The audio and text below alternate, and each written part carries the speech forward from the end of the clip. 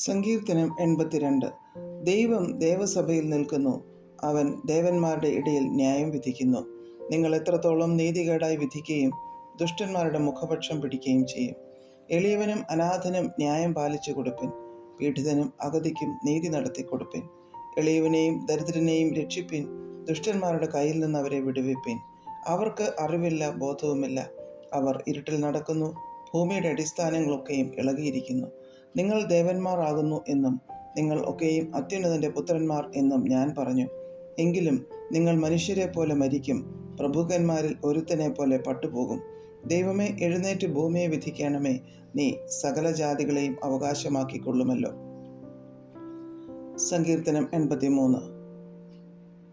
ദൈവമേ, മിണ്ടാതെ ഇരിക്കരുതേ, ദൈവമേ, മൗനമായും സ്വസ്ഥമായും ഇരിക്കരുതേ.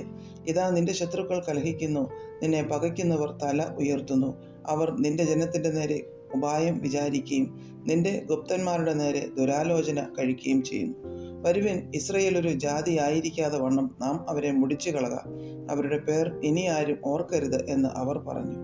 അവർ ഇങ്ങനെ ഐക്യമത്യത്തോടെ ആലോചിച്ച് നിനക്ക് വിരോധമായി സഖ്യത ചെയ്യുന്നു.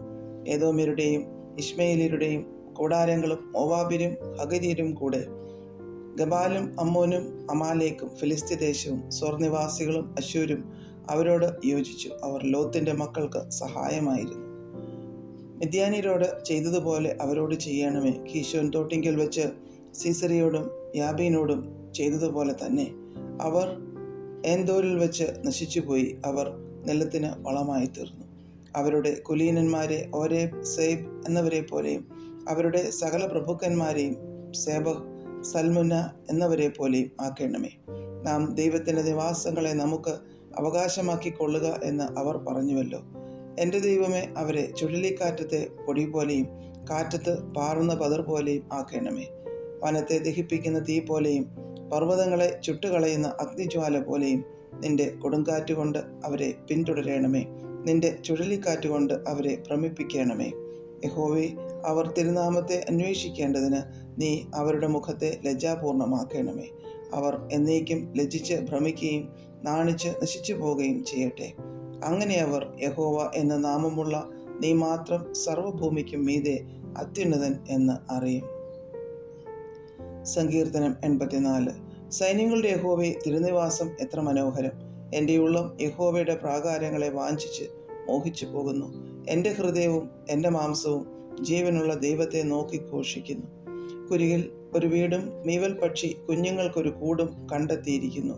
എൻ്റെ രാജാവും എൻ്റെ ദൈവവുമായ സൈന്യങ്ങളുടെ യഹോവേ, നിൻ്റെ യാഗപീഠങ്ങളെ തന്നെ.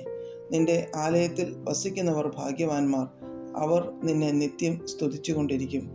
ബലം നിന്നിലുള്ള മനുഷ്യൻ ഭാഗ്യവാൻ. ഇങ്ങനെയുള്ളവരുടെ മനസ്സിൽ സിയോനിലേക്കുള്ള പെരുവഴികൾ ഉണ്ട്. കണ്ണുനീർ താഴ്വരയിൽ കൂടി കടക്കുമ്പോൾ അവർ അതിനെ ജലാശയമാക്കി തീർക്കുന്നു. മുൻമഴയാൽ അത് അനുഗ്രഹപൂർണമായി തീരുന്നു. അവർ മേൽക്കുമേൽ ബലം പ്രാപിക്കുന്നു. എല്ലാവരും സിയോനിൽ ദൈവസന്നിധിയിൽ ചെന്നെത്തുന്നു. സൈന്യങ്ങളുടെ ദൈവമായ യഹോവേ, എൻ്റെ പ്രാർത്ഥന കേൾക്കണമേ. യാക്കോബിൻ്റെ ദൈവമേ, ചെവിക്കൊള്ളണമേ. ഞങ്ങളുടെ പരിചയായ ദൈവമേ, നോക്കണമേ. നിന്റെ അഭിഷിക്തൻ്റെ മുഖത്തെ കടാക്ഷിക്കണമേ. നിന്റെ പ്രാകാരങ്ങളിൽ കഴിക്കുന്ന ഒരു ദിവസം വേറെ 1000 ദിവസത്തേക്കാൾ ഉത്തമമല്ലോ. ദുഷ്ടന്മാരുടെ കൂടാരങ്ങളിൽ പാർക്കുന്നതിനേക്കാൾ എൻ്റെ ദൈവത്തിൻ്റെ ആലയത്തിൽ വാതിൽ കാവൽക്കാരനായിരിക്കുന്നത് എനിക്ക് ഏറെ ഇഷ്ടം. യഹോവയായ ദൈവം സൂര്യനും പരിചയമാകുന്നു. യഹോവ കൃപയും മഹത്വവും നൽകുന്നു. നേരോടെ നടക്കുന്നവർക്ക് അവൻ ഒരു നന്മയും മുടക്കുകയില്ല. സൈന്യങ്ങളുടെ യഹോവേ, നിന്നിൽ ആശ്രയിക്കുന്ന മനുഷ്യൻ ഭാഗ്യവാൻ.